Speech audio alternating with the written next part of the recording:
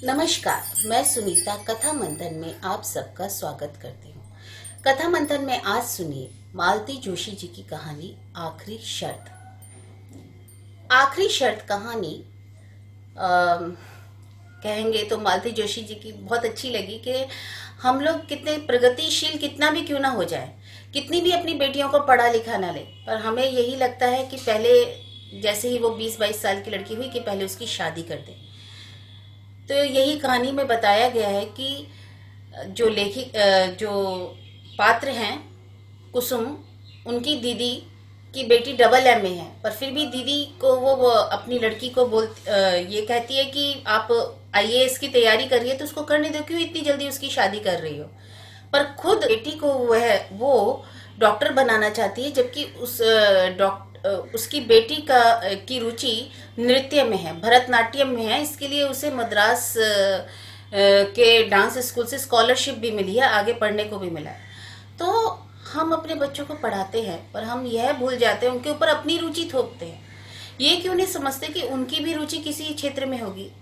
हाँ, शायद हमारी शादी के वक्त हमारे माँ बाप ने हमारे सपनों के बारे में नहीं सोचा। इसका मतलब ये नहीं है कि हम अपने सपने अपने बच्चों के ऊपर थोप दें। उनकी भी रुचि जिस क्षेत्र में होगी उनमें उनको बढ़ावा दीजिए, अपने सपने उन पर मत थोपिए। तो चलिए शुरू करें आज की कहानी आखिरी शर्त, मालती जोशी। दोपहर की चिलचिलाती धूप में दीदी हाँफते हुए घर में दाखिल हुई और छूटते ही बोली, अरे जरा जल्दी से तैयार तो हो जा, सराफे तक चलना है। इतनी भी क्या जल्दी है दीदी, जरा बैठो तो सही, और जरा बैठकर अपनी सांस तो सीधी कर लो। झपताल में चल रही हो, चलने दो। अब 2 महीने तक मेरे पास इस मरी सांस के नखरे उठाने का समय नहीं है री। अरे क्यों, क्या हुआ? अरे इतनी कम मोहलत दी है उन लोगों ने कि मेरा तो सोचकर ही दम निकला जा रहा है। पता नहीं कैसे क्या होगा। अब देखो ना, परसों फलदान है और अब तक दूल्हे की अंगूठी का पता नहीं है।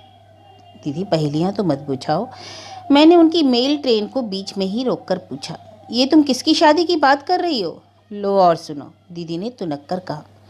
अब मेरे कोई 10-5 लड़कियां हैं। मैं अवाक रह गई। थोड़ी देर बाद मेरी आवाज़ फूटी, दीदी क्या सचमुच तुम मधु की शादी कर रही हो? अरे तुम इतनी ताज्जुब से क्यों पूछ रही हो? दीदी ने त्योरिया चढ़ाकर पूछा। मधु अब दूध पीती बच्ची तो नहीं रही। इस उम्र में तो मैं मधु की माँ बन गई थी, तभी तो 40 की होते होते सास बनने जा रही हो। खैर तुम अपनी बात रहने दो। तुम मधु की तरह स्कॉलर नहीं थी और ना ही तुम्हारे सामने कोई कैरियर था, लेकिन जरा अपनी बेटी के बारे में तो सोचो। उसकी प्रीलिम की परीक्षा सिर पर है। इस हंगामे के बीच लड़की क्या खाक पड़ पाएगी? दीदी तुम्हारी लड़की आईएएस की तैयारी कर रही है, तुमने क्या इसे मामूली बीएमए का इम्तिहान समझ लिया है क्या? अरे भाड़ में गया तुम्हारा आईएएस, तुम ही लोगों ने उसका दिमाग खराब किया हुआ है। अरे वाह, तुम्हारी गोल्ड मेडलिस्ट बिटिया की हौसला अफजाई भी गुनाह हो गया। हर साल बेचारी मेरिट लाती रही है। ऐसी जहीन लड़की आईएएस ना बनेगी तो और कौन बनेगा? हम तो बड़ी आशा लगाए थे कि अपने परिवार में ही कोई कलेक्टर बनेगी। अरे तो उस कलेक्टरनी के लिए हम कमिश्नर दूल्हा कहाँ से लाएंगे, यह भी कभी सोचा है? तो क्या सिर्फ इसलिए तुम इतनी ब्रिलियंट लड़की का कैरियर चौपट कर दोगी? यह तो अन्याय है ना दीदी। अन्याय नहीं, समझदारी। एक बार कैरियर बन जाने पर क्या ये लड़कियां हाथ आती हैं? तब इनके परना निकल जाते हैं। लेकिन दीदी अब लेक्चर तो झाड़ती रहोगी या उठोगी भी? सारा मूड चौपट कर दिया। यह तो हुआ नहीं कि बधाई ही दे देती, घर वर के बारे में ही पूछताछ कर लेती, बस अपना ज्ञान भगारने बैठ गई। छोटी बहनों का यही तो कर्तव्य होता है। एक मैं ही पागल थी जो धूप में भागी भागी यहाँ आई भाषण सुनने। दीदी के तेवर देखकर मैंने चुपचाप अपना आक्रोश गटक लिया और कपड़े बदलने लग गई। मुश्किल से 10 मिनट लगे होंगे, लेकिन सड़क पर आने के बाद ध्यान आया कि दीदी का पारा भी उतरा नहीं है। वैसे उन्हें मनाना ऐसा मुश्किल भी नहीं था। मैंने बस थोड़ी सी उत्सुकता जताकर दूल्हे का पता ठिकाना पूछ लिया और दीदी का सारा गुस्सा उड़नछू हो गया। घंटे भर से वे जैसे इसी अवसर की प्रतीक्षा में बैठी थी। एक बार जो शुरू हुई तो बस बोलती ही चली गई। होने वाले दामाद की वंशावली मुझे सुना गई। फिर बड़े मनयोग से उन्होंने यह बताया कि कितनी खोजबीन के बाद यह हीरा उनके हाथ लगा है। मधु ने पूर्व जन्म में बड़े ही पुण्य किए होंगे, नहीं तो इतनी बड़ी जगह की तो वे कल्पना भी नहीं कर सकते। कैसे कैसे धानी मानी लोग रिश्ते की आस लगाए बैठे थे। ढेर सा दान दहेज हर कहीं से मिल रहा था, पर लड़के ने मधु को देखा और बस फोटो वापस कर दिए। सारे के सारे मधु को ही पसंद किया। यह दामाद प्रसंग पूरे रास्ते चलता रहा। प्रशंसा के लिए दीदी को जैसे शब्द ही नहीं मिल रहे थे, पर मेरा मन पूरे समय मधु में ही अटका रहा। बेचारी लड़की, भविष्य को लेकर उसने कैसे कैसे सपने बुने थे, सब धरे रह गए। हम लोगों ने भी उसके लिए बड़ी ऊंची कल्पनाएं की थी, पर सब व्यर्थ। अपनी पुश्तैनी दुकान से दीदी ने हीरे जैसे दामाद के लिए हीरे की अंगूठी खरीदी। एक बड़ी सी चांदी की ट्रे भी खरीदी गई। मधु का सेट तो बनकर तैयार था। उसकी सास के लिए 3 तोले के मंगलसूत्र का ऑर्डर दिया गया। दुकान से उतरते हुए दीदी भेद भरे अंदाज में बोली, सास पिटारा ऐसा भेजूंगी कि देखना आंखें फटी की फटी रह जाएंगी। दीदी उस समय उत्साह की मूर्ति बनी हुई थी। शादी का जैसे उन पर नशा सा चढ़ गया था। उनका बस चलता तो शायद उस दिन पूरा बाजार ही खरीद लेती। जब पर्स में सिर्फ किराए के लायक पैसे बच रहे थे, तभी उन्होंने अपनी खरीदारी बंद की। इतनी जोखिम के साथ उन्हें घर अकेले भेजने का साहस नहीं हुआ। मैं भी साथ होली। मधु से मिलने का भी मन हो रहा था। घर एकदम सुनसान था। मधु के रहते घर में इतना सन्नाटा आश्चर्य था। 24 घंटे चीखता ट्रांजिस्टर और उसके सुर में सुर मिलाकर गाती मधु। ये तो दीदी के घर के स्थायी प्रतीक थे। मधु घर में नहीं, अपने कमरे में होगी, दीदी ने बताया, और फिर एकदम याचना भरे स्वर में कहने लगी, तेरे हाथ जोड़ती हूँ कुसुम, उसके पास जाकर कुछ ऐसी वैसी बात मत करना। वह पहले ही मुंह फुलाकर बैठी है। अब तुम उसके गुस्से को हवा मत देना। अपन तो साधारण लोग हैं बहन, बहुत ऊंचे सपने देखना हमें शोभा नहीं देता। दीदी, सपने देखने पर तो तुम प्रतिबंध नहीं लगा सकती, बाकी तुम अपने मन की ही कर रही हो। सपनों से जिंदगी नहीं चलती रही। क्या सभी सपने पूरे हो जाते हैं? अब इसी को ले लो, हर साल इतने लोग परीक्षा देते हैं, क्या सभी पास हो जाते हैं? फिर उसी आशा में उम्र बढ़ाने से क्या फ़ायदा? इतना अच्छा रिश्ता रोज रोज थोड़े ही मिलता है। दीदी की बात में कोई खास वजन नहीं था, पर उनके स्वर का गीलापन मुझे छू गया। उन्हें आश्वस्त करके ही मैंने मधु के कमरे में पांव दिया। अपनी मेज के पास गुमसुम बैठी मधु सुनी आंखों से खिड़की के पार देख रही थी। सामने फ्रांस की राज्य क्रांति का इतिहास खुला पड़ा था। उसके पन्ने हवा में फड़फड़ा रहे थे। हेलो हनी, मैं उसे बाहों में भरकर बोली। तुम तो बड़ी छुपी रुस्तम निकली। चुपके चुपके सब तय कर डाला, हमें हवा भी ना लगने दी। उत्तर में मधु ने 2 बूंद आंसू टपका दिए। बस धत पगली, ऐसे रोते हैं कहीं? मैंने उसे पुचकारते हुए कहा, पर मन जाने कैसा हो गया। दीदी, मधु तो रो रही है, मैंने दीदी के पास बैठते हुए कहा। शादी की बात सुनकर सभी लड़कियां रोती है रे। दीदी ने निर्लिप्त भाव से मुझे चाय का कप पकड़ा दिया। तुम भी तो रोई थी और मैं भी तो रोई थी, सभी रोते हैं। तुम क्यों रोई थी? याद है दीदी, कॉलेज जाने का तुम्हारा अरमान मन में रह गया था। अम्मा बाबूजी ने कहा था कि तुम्हें बीए करा देंगे। हम लड़का कहाँ से ले आएंगे? आज वही अन्याय तुम अपनी बिटिया के साथ कर रही हो। पीढ़ियाँ बदल गई, पर हमारी मान्यताएं वहीं की वहीं हैं। हम उन्हें अम्मा बाबूजी कहते थे, बच्चे हमें मम्मी पापा। बस इतना ही फ़र्क है आया है, बाकी सब तो वैसा का वैसा ही है। वैसा का वैसा का है। मेरी लड़की डबल एम में है। मैंने जो सहा है उसका 10वां हिस्सा भी उसके हिस्से में नहीं आने दिया। और फिर जैसे अतीत में खोते हुए बोली, उस समय मैं क्या रोई थी जानती हो? सगाई के बाद मेरा गाना बजाना छुड़वा दिया गया था। मेरी सास इसके लिए खास हिदायत कर गई थी। जब तक वह जीती रही मुझे कभी गुनगुनाने भी ना दिया। अब तो खैर मेरी आवाज़ ही मर गई है।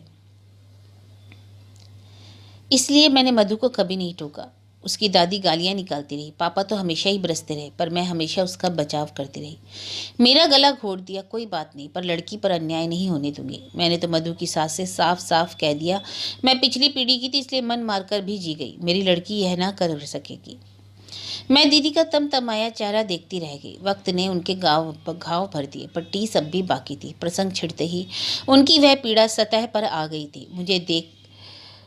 मुझे चुप देखकर ममता भरे स्वर में बोली, तुझे मधु की पढ़ाई की चिंता है ना? देख, भाग्य में विद्या होगी तो पढ़ ही लेगी। वैसे वे लोग बहुत समझदार हैं। अब रहने भी दो दीदी, शादी के बाद पढ़ना क्या होता है मुझसे पूछो। सारा घर जैसे आप पर पहरा देता है, एहसान जताता है, और बदकिस्मती से कहीं फेल हो गए तो बस सारी जिंदगी ताने सुनते ही बीतती है। दीदी के घर लौटते ही मन बेहद उदास था। उनकी मौन व्यथा का एकाएक साक्षात्कार हो जाने से मैं चौंक गई थी। अनजाने ही मेरे अपने भी कुछ घाव हरे हो गए थे, और इन सबसे ऊपर था मधु का आंसू भीगा चेहरा, जो किसी तरह आंखों से हटता ही ना था। सच, अगर हम अपने बच्चों को के पंख कुतरते ही होते हैं तो पहले हमें उन्हें आकांक्षाओं का आकाश देते ही क्यों हैं।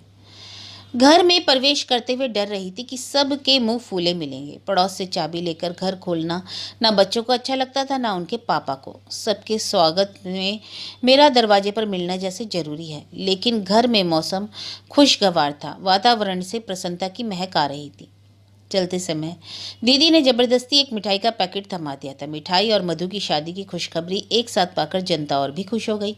आश्चर्य तो तब हुआ जब श्रीमान जी भी मेरे सामने काजू की बर्फी का डब्बा खोलकर खड़े हो गए। लो श्रीमती जी, तुम भी हमारी ओर से मुंह मीठा करो, तुम्हारी बिटिया भी झंडे गाड़ कर आई है। अच्छा, मैंने खुशी से डगमगाते हुए पूछा, क्या हुआ? Oh mummy, I am so happy today. मेरी षोडशी कन्या मेरे गले से झूल गई। अरे, पहले मुझे यह तो बताओ क्या हुआ? अरे, तुम्हारी बिटिया को मद्रास कला केंद्र की स्कॉलरशिप मिली है। किस लिए? भरतनाट्यम के लिए। क्या कहते हैं उसे? हाँ, गहन प्रशिक्षण के लिए। अब आगे की स्टडी इन भरतनाट्यम। अब हमारी लाडो 3 साल तक मद्रास में रहकर बड़े बड़े महारथियों से प्रशिक्षण प्राप्त करेगी। ओ मम्मा, आई एम सो हैप्पी। शीतल फिर एक बार मेरे मुझसे झूलने को थी कि मैंने उसे सख्ती से अलग किया और उसी सख्त लहजे में उसके पिता से पूछा, 3 साल तक मद्रास में रहेगी और इसकी पढ़ाई का क्या होगा? अरे भाई, पढ़ने ही तो जा रही है, बताया ना, गहन प्रशिक्षण के लिए। अरे वाह, यह भी कोई पढ़ाई है? अच्छा भला तो नाच लेती है, अब और प्रशिक्षण लेकर क्या करेगी? BA MA करके ही कोई क्या कर लेता है? जरा इस बात पर तो गौर करो कि 810 लोगों ने फॉर्म भरे थे, उनमें से केवल 10 को चुना गया और उन 10 भाग्यशाली लोगों में तुम्हारी बिटिया भी एक है। कब भरे गए थे फॉर्म और किससे पूछकर? आवेश से मेरा गला ही रूंध गया। इतना एक्साइट क्यों हो रही हो? इतना बड़ा कदम क्या वह अपने मन से उठाएगी? मैंने भरवाया था और शायद तुम्हें भी बताया था। गलत। मुझे बताया होता तो मैं कभी हाँ ना करती। मैंने तो इसे डॉक्टर बनाने का सपना देखा था। छी, मैं नहीं बनूंगी डॉक्टर, मुझे वह चीड़फाड़ जरा अच्छी नहीं लगती। शीतल ने ऐसे मुंह बनाया जैसे उसे उबकाई आ रही हो। तुम्हें तो बस पैरों में घुंघरू बांधकर मटकना अच्छा लगता है ना? मैंने उससे भी बुरा मुंह बनाकर कहा। अच्छा, यह जबरदस्ती है? शीतल के पिता सहायता के लिए दौड़ पड़े। अगर उसकी दिलचस्पी मेडिकल प्रोफेशन में नहीं है तो ना सही, दुनिया में और भी तो विद्या है, क्या नाचना ही रह गया है? पर मम्मा, इसमें बुराई क्या है?